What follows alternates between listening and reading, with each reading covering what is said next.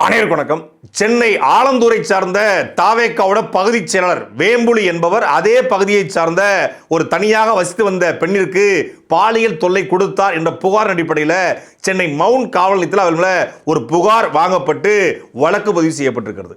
இன்னொரு பக்கம் சேலம் வீரபாண்டி பக்கத்தில் தாவேக்காவுடைய பொறுப்பாளர் மணிகண்டன் என்பவர் கிட்டத்தட்ட 50க்கும் மேற்பட்ட பெண்களை ஆபாசமாக காணொலிகளை எடுத்து அந்த பெண்களை தன்னுடைய நண்பனுக்கு விருந்தாக்கினார் என்ற குற்றச்சாட்டு வழக்கு பதிவு செய்யப்பட்டிருக்கிறது.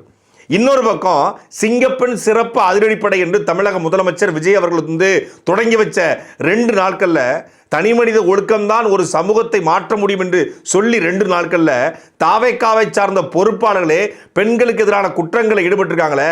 அப்போ சிங்கப்பெண் சிறப்பு அதிரடிப்படையே தாவேக்கா கட்சிக்காரங்கிட்ட இருந்து பெண்களை பாதுகாக்கத்தான் உருவாக்கப்பட்டுச்சா?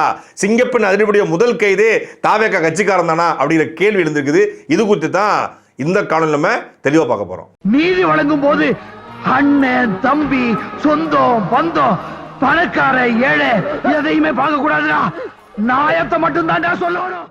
சென்னை ஆலந்தூரை சேர்ந்த தமிழக வெற்றி கழகத்துடைய பகுதி செயலாளர் வேம்புலி இவர் மேல பாலியல் தொல்லை அப்படிங்கிற பிரிவில் மவுண்ட் காவல் நிலையத்தில் ஒரு வழக்கு பதிவு செய்யப்பட்டிருக்காங்க.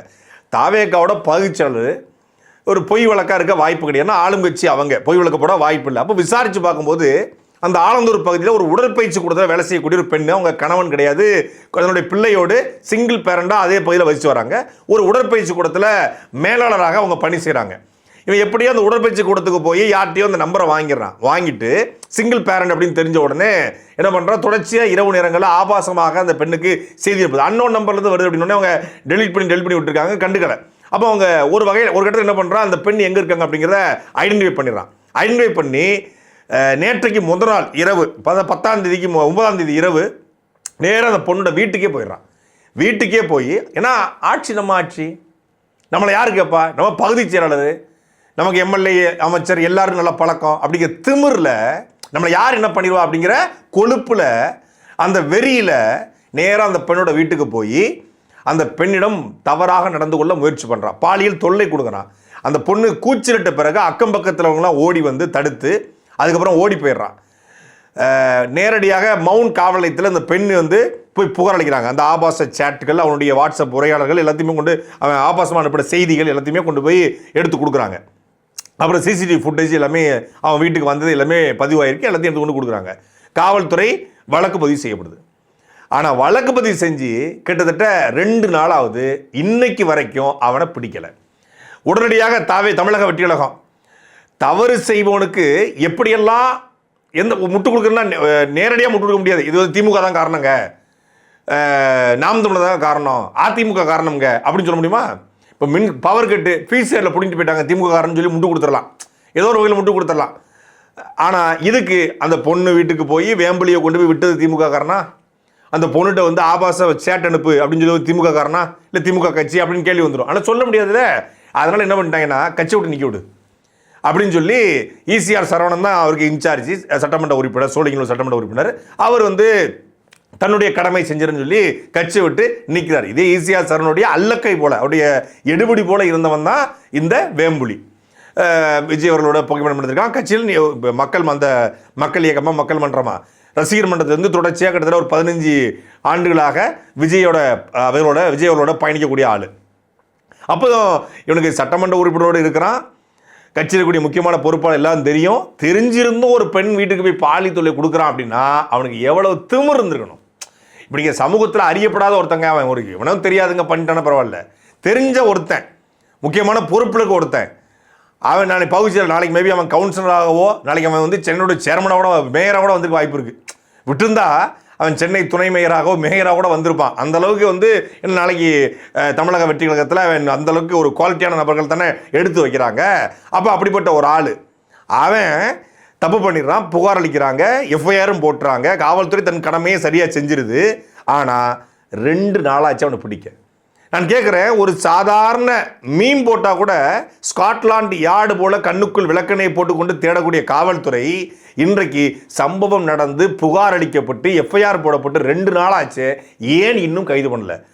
இந்த ஆலந்தூரில் பகுதியில் இருந்த ஒருத்தன் தலைமுறை அளவுக்கு அவன் இன்டர்போலோட விளையாடுறானா? இல்லை அண்டர் கவுண்டரில் போயிட்டானா? அண்டர்வேல்ட் தாதாவா அவனை கண்டுபிடிக்க முடியாதா? சிங்கப்பன் சிறப்பு அதிரடிப்படையை தொடங்கி வச்ச தமிழக முதலமைச்சர்கள் சொன்னாங்க, தனி மனித ஒழுக்கம் இருந்தால் சமூகம் மாறும் அப்படிலாம் சொல்லிட்டு இது வரைக்கும் நான் பொறுமையாக சொன்னேன். இப்போ வார்னிங்காக சொல்கிறேன்.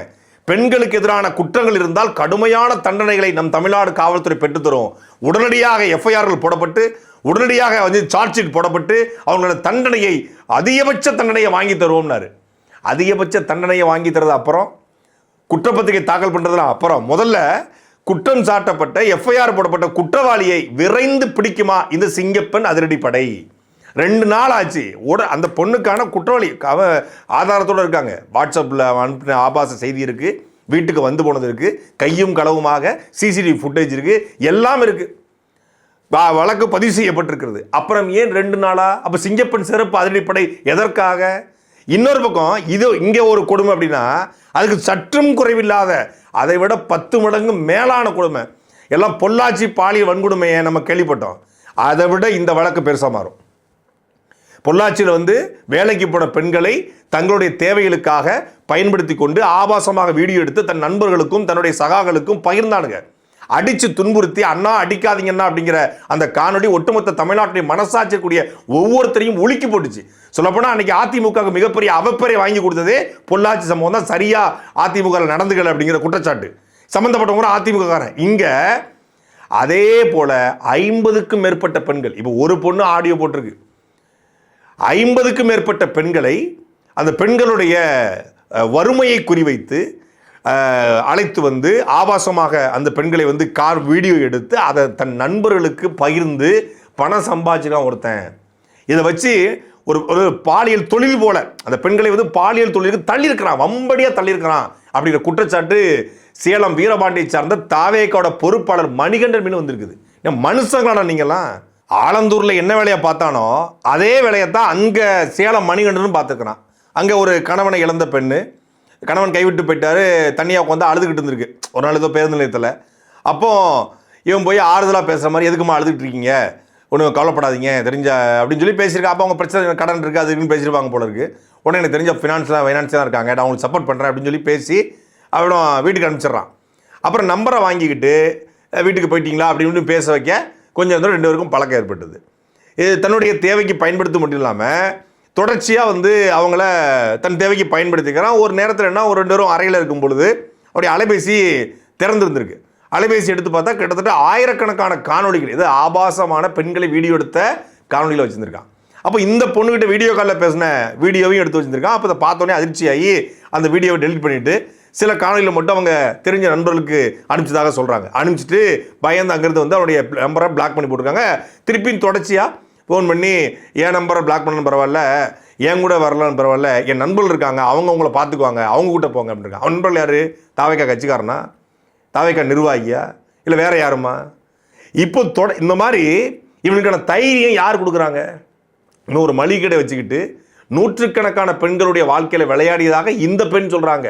இவனை முழுசா காவல்துறை எடுத்து விசாரிச்சா பொள்ளாச்சி சம்பவத்தை விட ஒரு கொடூர சம்பவம் இவனுக்கு பின்னாடி இருக்கும். இதே போலதான் கடந்த வாரம் தூத்துக்குடி மாவட்டம் சிறுவைகுண்டத்தை சார்ந்த தாவேக்கா நிர்வாகி பாலமுருகன், ஜெயராஜ் 2 பேரும் சேர்ந்து, அதே போல தாவேக்காவை சேர்ந்த பெண், இங்கேயாவது 2 பொண்ணும் எந்த கட்சின்னு தெரியல, ஆனா அங்க தாவேக்காவை சார்ந்த விஜயினுடைய 25 ஆண்டுகால ரசிகை, விஜயை பார்ப்பது தன் வாழ்நாள் தபமாக கருதிய ஒரு ரசிகை, தாவேக்காவோட பொறுப்பாளர், தாவேக்காவுக்கு தேர்தல் வேலை பார்த்த ஒரு பெண்ணை கூல்ட்ரிங்க்ஸில் மயக்க மருந்தை கொடுத்து லாட்ரி வியாபாரத்துக்காக கூட்டு போய், போலி லாட்ரி வியாபாரத்துக்காக கூட்டு போய் கூல்ட்ரிங்க்ஸில் மயக்க மருந்தை கொடுத்து கூட்டு பாலி வன்கொடுமை பண்ணிட்டானுங்க. 2 பேரும் காவல்துறை வழக்கு பதிவு செய்து கைது பண்ணிடுச்சு.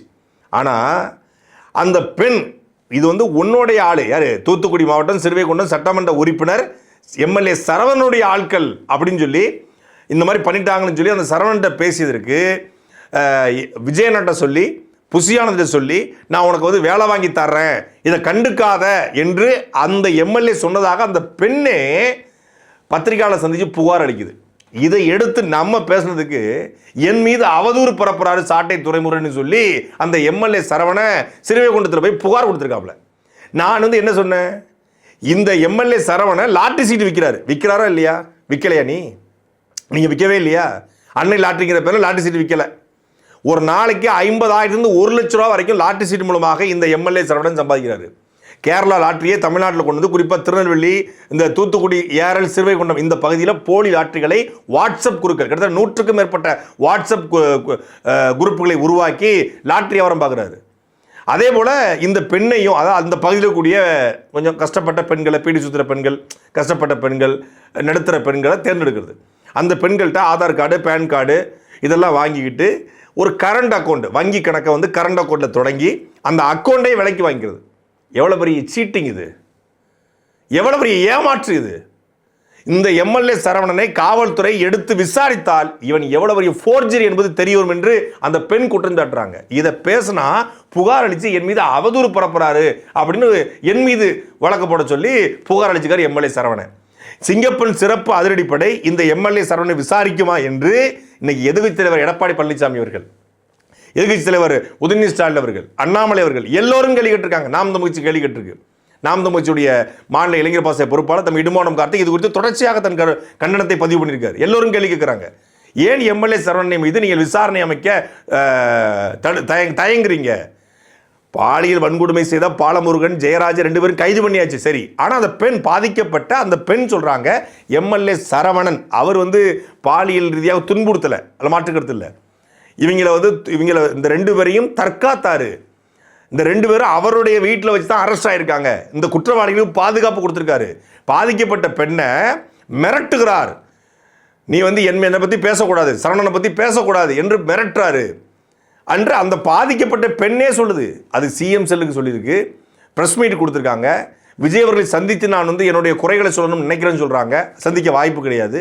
பாதிக்கப்பட்ட பெண் சொன்ன பிறகு கூட சிங்கப்பெண் சிறப்பு அதிரடிப்படையாவது அந்த எம்எல்ஏ சரவணனை வந்து விசாரித்து அவர் மீது நடவடிக்கை எடுக்குமா?